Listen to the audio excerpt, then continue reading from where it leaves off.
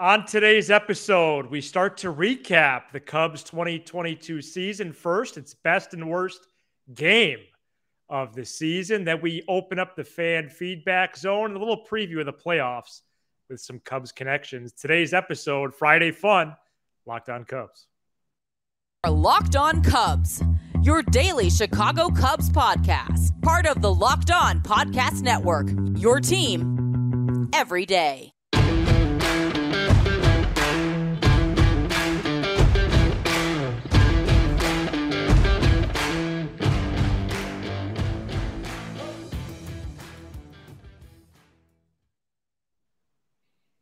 Welcome in, welcome back to Locked On Cubs. Alongside Sam Olber, I'm Matt Cozy as we complete another week of shows. Woo-hoo! Pleased to be with you for a Friday episode. This was the last week of the regular season, which means the last week for Cubs and Cubs games as we navigate the waters without a game schedule, and we are really looking forward to it. Appreciate everybody's feedback this week, whether it was on the voice line, which we'll get to later, or on YouTube. And let's keep this thing humming. Sam, we're recording here on a Thursday afternoon. It's always nice to see you during the day, and let's get into it here. Yeah, okay. Oh, jeez. I didn't think that was that long of an intro. No, it wasn't that long. I just didn't know. You usually set me up with something. I didn't know if I was supposed to say anything there. Yeah, say something. Yeah, no, it's good to see you. It's a talk show, yeah. Yeah, it's good to see you. Okay. It's always good to see you. It's good to be seen. I love the comments on the YouTube on videos. Twitter too, also. Yeah, I love this little community we're building. I love all of our audience, and I'm in a really good place right now with the show. Awesome. Well, we're going to get into it then today with best and worst games of the season. I have an award winner for my best, but I also have two other games I want to comment on, and then I just flat out have a worst. I have one game. And that's very on brand, Mateo, because I have two worsts. Right. And then one best. Right. Yeah. Well, can I talk to you about my strategy in picking these games? You could kick me off the program if you want. Yeah, and some days I might. So I looked at mainly the second half for my best. Part of that was recency bias. Part of that was, hey, you're the Locked On Cubs host now. Part of that was their record. No, that's so smart, and I didn't do that, and I'm glad you did that. So now we have some balance. My worst, I only looked at the first half. Right. So that was my process. Yeah, so my process was my process was like, what game excited me the most after, where I was like, man, this is going to be a kind of a fun situation, and what games bothered me the most. So I have my best is the first half, one of my worst is the first half, and then the other one of my worst though is when we had the show. All right, I'm looking forward to it. So my best game of the year. Yeah. And we don't know what we're going to say. This isn't scripted, people. No, we don't script. We don't script anything. Matt sends me a text. Says we have a rundown. Matt says, I'm going on in 5 minutes. Be ready. Yeah. Well, we have just about. So I think after some deliberation here, my mental votes are in. And the best game of the year was September 13th, a 4-1 victory over the Mets and beating Jacob deGrom. That's a great one, Matt. Adrian Sampson got out his pitching stable and defeated the best pitcher of our generation. The Cubs actually won the game pretty handily that day, and it was game 2 of what was to be a 3-game sweep. That was only 4 weeks ago. So it was recent. We were very excited that night when we recorded. Once again, a 4-1 victory over the Mets on September 13th. Sampson greater than deGrom for all you math people, at least that day. And really enjoyed that ball game. Can I just say something that's the baseball nerd in me? Yeah. And I'm not saying this to correct you. I'm just saying this because you know how much I care about legacy stuff. You know that about me. Right. I believe the greatest pitcher of our generation is Clayton Kershaw. Kershaw. And that Jacob deGrom is the most talented pitcher of our generation. And I'm not saying that to be rude to you at all. It's just, you know how I am with that. Like, people are OCD with like cleaning and stuff. I'm OCD with that stuff. And Verlander is third, right? Verlander, Scherzer, yeah. They're right there. Those guys are all right there. I just think people underestimate. Like, go look at Clayton Kershaw's baseball reference page. Right. Okay. You'll have fun if you go there. So now for my best. Yes. Opening day. I considered it. Why was opening day the best? So opening the first day, game of the year, the best game. Okay, but you got to understand. There's 161 more games. Okay, can I just have the floor for a second here? Sorry, I've been bad with that this week. Mussolini. What does that mean? Yeah, it's like, you're being a dictator. So I didn't have high expectations coming into the year, but I thought the Cubs had a chance to pleasantly surprise early in the season. And they were playing my most hated team on opening day against a guy they could not touch last year in Corbin Burnes. I think they scored 1 run against him. And I felt like, and you know me, and our listeners will see, like, early in the year when you don't have high expectations, like, these games are really serious. That's where we do the baseball golf and things like that. And Horner hits the 2-run homer off Burnes.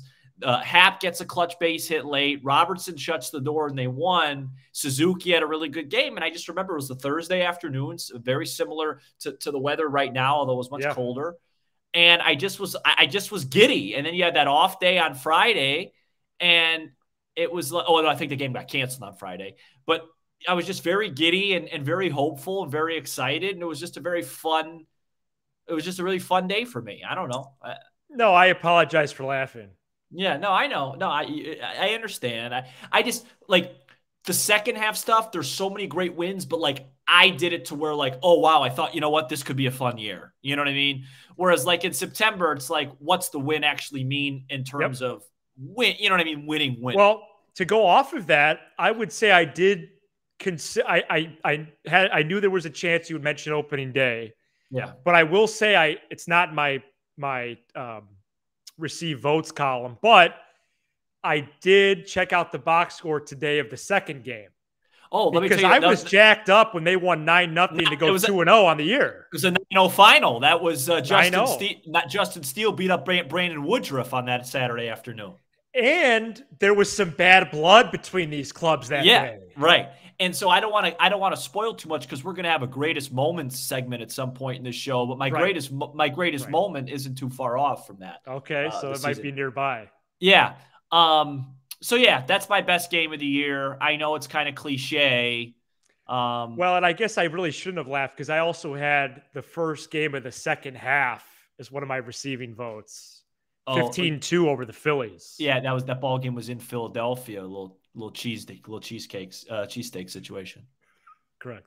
Way to stick the landing. So my worst game of the year is going to be Sunday, April 24th. Ooh, can I think? I'm trying to guess. Let me see who Sunday, April 24th. Yeah. It's got to be Pittsburgh. Or Arizona. Pittsburgh. Yeah. 4-3 loss to the Pittsburgh Pirates. Yeah, they lost 3 or 4 that series. Yes, and the reason I'm picking this is because the day before they won 21-0. Yep.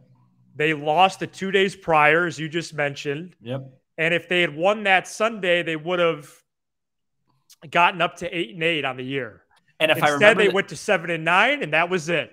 And if I remember correct, it's a great choice. If I remember correctly, that was the game where Ortega in the 9th just had some insane base running gaffes. He hit what should have been a triple. He got it second. And then Suzuki, I think, hit a bloop single to right field. And Ortega didn't read it off the bat, stopped at third. And then David Bednar, who I believe got the save that afternoon, he struck out Contreras and Happ with second and third, 1 out. And Bednar played with Happ in high school. No, a grade school. Grade school. Oh, even younger. Yeah. Jeez. Yeah. No, that's a really good choice. On my worst, I had thought about that, and I also thought about the Arizona game where they led 3-0 late and lost that tilt. So I have 2 that really bothered me. Mm-hmm. One, let me just double check the date. I think I have it right. Yeah, Wednesday, May 4th, a 4-3 loss to the Pale Hose at Wrigley Field. That was Lucas Giolito defeating Kyle Hendricks. Was that the rain game? No, that was the day before. You were at my residence for that one. Okay. But this was more of a this was a bad luck loss. If you remember, that was the game where the Cubs were down 1. They had runners on the corners, 1 out, and Yan Gomes lined into a double play. Remember that?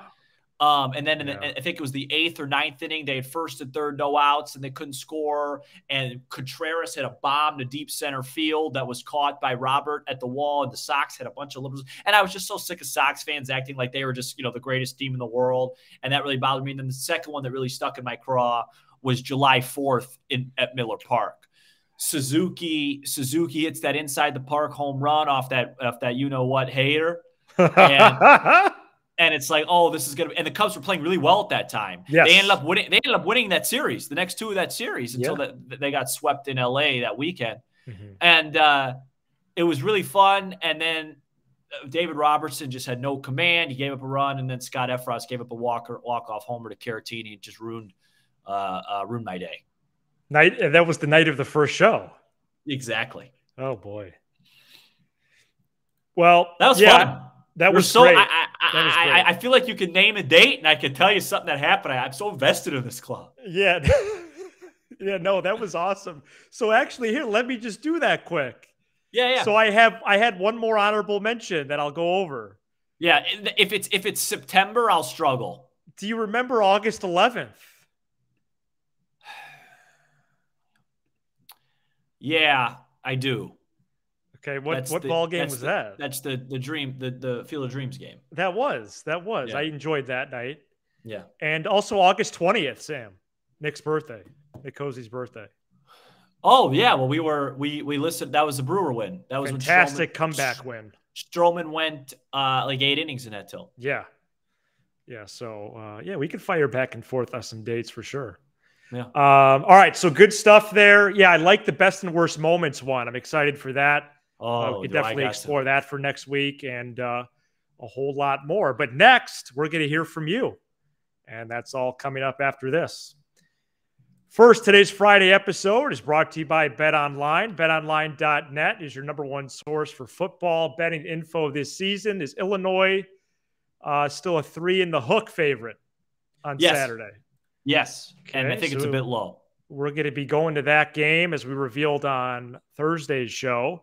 You can find that line and all the latest player developments, team matchups, news, pods, and in-depth articles and analysis on every game you can find, NFL and college. And as always, BetOnline remains your continued source for all your sports wagering info with live betting and up-to-the-minute scores for every sport out there.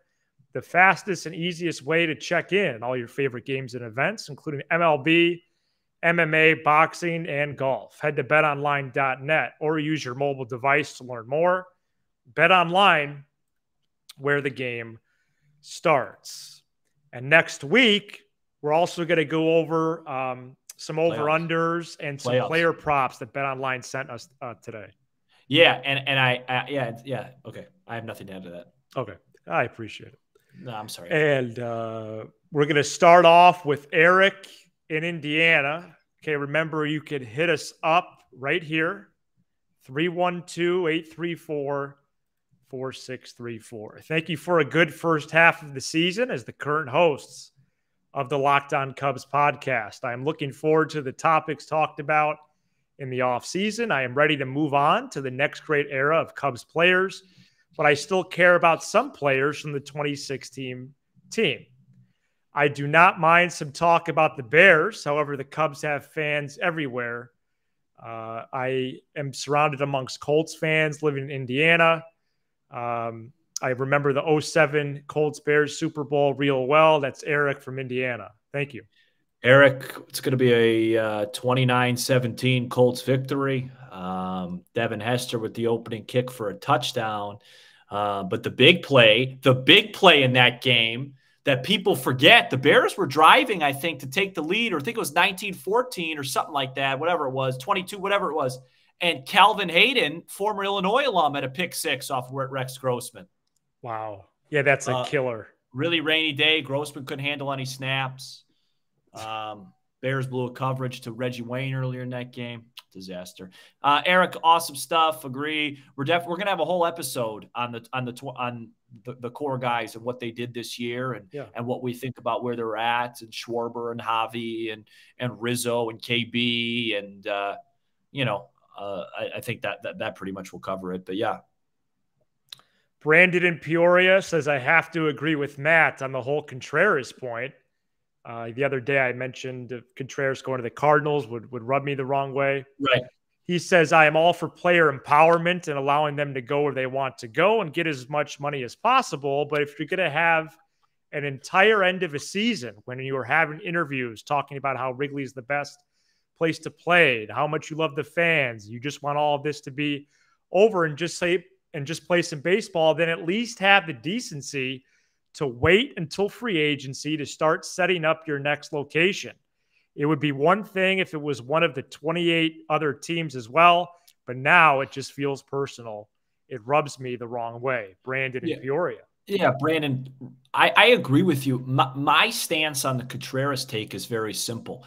Matthew, I don't disagree with you at all that it would rub me the wrong way. My whole thing, my premise is I just don't care anymore. Like, I'm just over it. You know what I mean? You know when you're just over something? Yes. Like you're in a relationship and it's like, whatever, I'm done. I don't want to talk about her anymore. Like, I am, like, if he stays, he stays. If he doesn't, he does it. And wherever he goes, I'm just done. I'm so focused on the next group.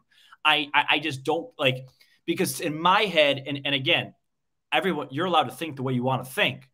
The way I think about it is like, talking about Contreras being on the Cardinals is more talk about the Cubs core and not re-signing X and doing this to Y and whatever. And I'm just ready for it all to be done. And I'm just ready to turn the page. That's what I mean. It's totally fair for Cubs fans to be like, all right, what the hell? He went to the Cardinals. He got 2 separate send-offs from the Cubs fans, and now he went to the Cardinals. Correct. Of course you have the right to feel slapped in the face. My whole thing is I just don't care. That's just my take on it. Yes, I got you. And I don't think he's a good enough player to care. Got it. Michael in Dallas checks in again. Gentlemen, I appreciate the dedication. Cooper Rush, Michael. Cooper Rush. Cheers to him, huh? I appreciate the dedication to the show. Both of you commit to putting out content consistently, and it allows me the opportunity to hear about my favorite team nearly every day. Thank you for that. Wow, that's a great comment in itself. I just want to pause right there and say I really appreciate that. And I appreciate that. Can I make one comment off of that? Yes. We've had a couple of people to say, hey, listen, I wish you guys like had longer shows and stuff.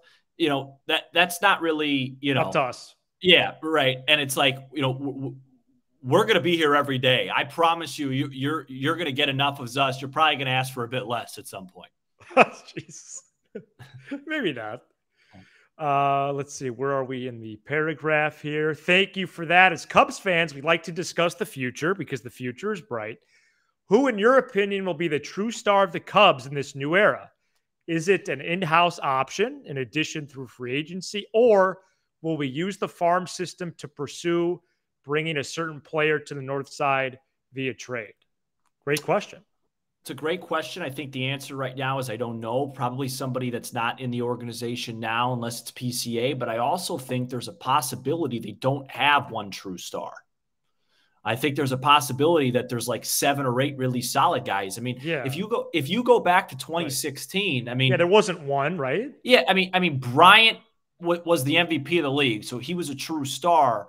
But it wasn't a team built around one guy. There was like you can't 12. do that in baseball. No, it was Bryant, Rizzo, Zobrist, Fowler, Lester, Hendricks, Arrieta, Chapman. I mean, off the top of my head, Schwarber, 8, 9. Well, Schwarber's out most of the year, but 8.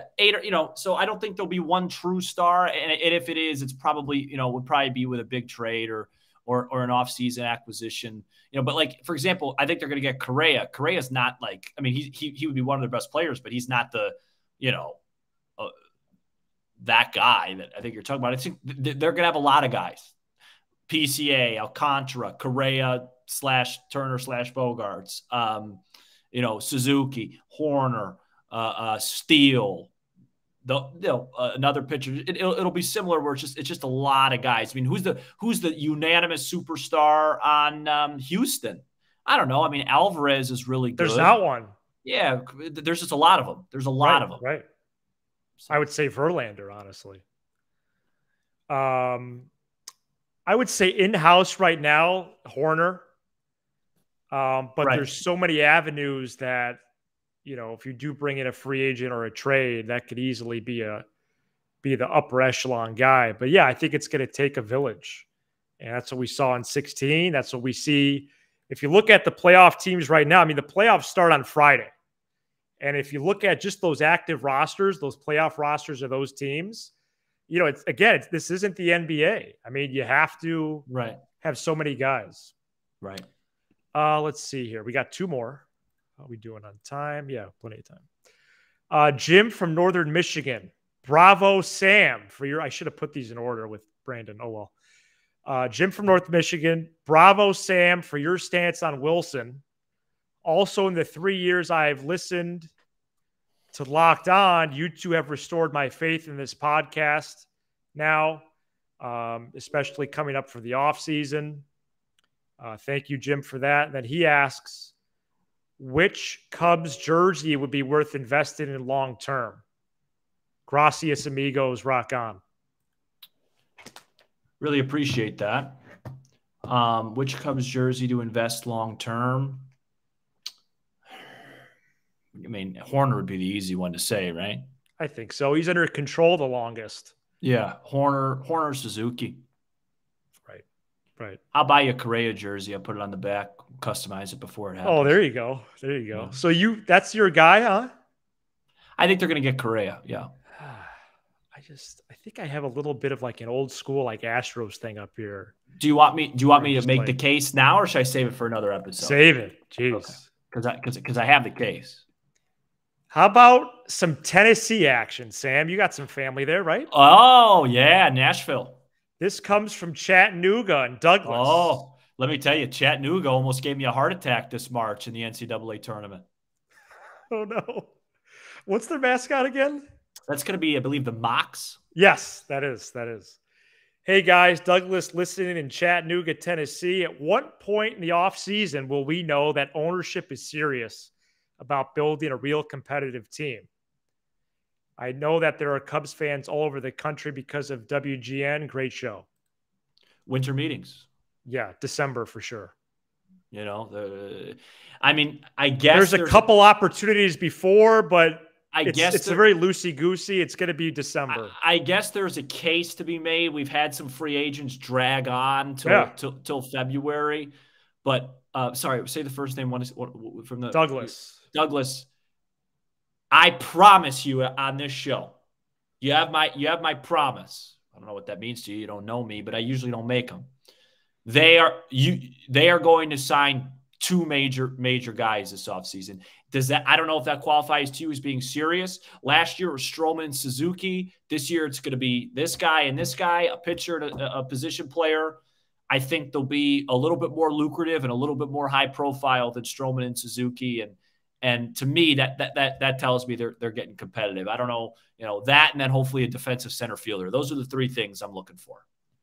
And I think they're going to get all three. Occasionally we see like a big trade pre-Thanksgiving. That'd be pretty cool. That'd be good for the show. Yeah. Would get the people going. But I just don't really see much in terms of like a big move until December with the winter meetings. The Cubs have historically done real well with that. I still remember the night they signed John Lester, or I guess it would be the early morning they signed him. So I think I could see like something like that happening again, where we wake up and this huge signing was made, which will be really cool. We wrap up with taking a peek at the playoffs and some Cubs connections next. We're back here on Locked On Cubs. Thanks for making us your first listen every day, and thanks for joining us for a Friday episode. In the NL Wild Card Series, it's going to be Phillies and Cardinals. On the other side of the bracket, it's Mets, Padres. And in the American League, it is I'm having a brain freeze here. Blue Jays, Mariners, and Guardians, Rays. That's the Wild Card Series as we enter a new postseason format for the first time. Just in terms of roster, there's a ton of former Cubs on the Yankees who have a first-round bye. Teams that are playing starting Friday, some Schwarber, Castellanos, Robertson action with the Phillies, but there's former Cubs that dot all the rosters. Harold Ramirez. Yeah, I guess I would write that I was down. joking. I'm joking. Yeah, it's annoying. Who's the other guy that they traded that Isaac Paredes? That's right. He was in. You know what bothers me? The Avila Wilson trade. My two Cinderella teams that I think the two teams that I kind of picked out that I think could make a run to the World Series in the American League are playing each other in the first round. Doesn't that stink? Cleveland and Tampa. Man, Cleveland's good. Have you seen a hot streak like that in a while? God. Who else do we got? Former Cubs. Obviously Rizzo, Torres, Schwarber, Castellanos, Robertson. Mm-hmm. Darvish. Darvish. Oh, Darvish has been awesome lately. Yeah, Darvish. I wonder if he'll get the ball. Is he going to get the ball the first game, or is it going to be Musgrove? That's a good problem to have, isn't it? Right. Two relievers with LA, Sam. Chris Martin. And I looked up Chris Martin's LA stats. ERAs in the low ones. No. Because Chris Martin, and we talked about it on the show, was the pitching low ones, and he's pitched a lot. Chris Martin was pitching way better than his numbers said. That's why you guys got to look at peripherals and FIP and Ks and bad luck. It was such a savvy move by the Dodgers because you knew you were going to get somebody pitching better than that. He might pitch a ninth inning for them. I read that. Yeah, because Kimbrel's there as well, former Cub. Jesse Chavez with the Braves, Sam. Daniel Vogelbach with the Mets. And I think we mentioned pretty much everybody. Former Cubs farmhand. Who'd you say with the Braves? Chavez? Jesse Chavez. Yeah, right. Former Cubs farmhand Pierce Johnson has also pitched pretty well in relief for the Padres. Yeah, I mean, I think nobody on the Astros. The big one to watch is Schwarber, right? 46 home runs. Yeah. He's been a historically outstanding postseason power hitter. Wherever he's been. Yeah. And who does Philly play? They play the Cardinals. Yeah, so I'll be rooting for him. 100%. 100%. It'll be fun. I won't be rooting for former Cub Jose Quintana this October. Yes, I decided not to write his name down. And I will not be rooting for the Illini. Just a reminder, Sam and I will be at the game, 6:30 p.m. kick in Champaign on Saturday. I'll be rooting for Iowa, despite the fact that they may get blown out. Go ahead. No, I don't. And one thing we all can agree on this show, can somebody send me the time when the Brewers played them? Oh, wait a second. All these fans that make fun of, it's the Brewers have taken, why don't we get together and watch the games? Nice job. What time the Sox play tomorrow? No. My bad. My fault. Because all this, you know what I got for people, Brewers and Sox. And you're all home, and we're coming. And I have to say 2 words. Game on. Hashtag, baby. And that's our week here on Locked On Cubs. YouTube, please subscribe. Ding the notification bell to let you know when a new episode's in your feed and or when we go live as the offseason moves along. Apple, Spotify, wherever you get your pods on the audio side. And really pleasure to be with you this week and all the weeks so far in these first 3 months. He's Sam Olber. I'm Matt Cozy. This is Locked On Cubs.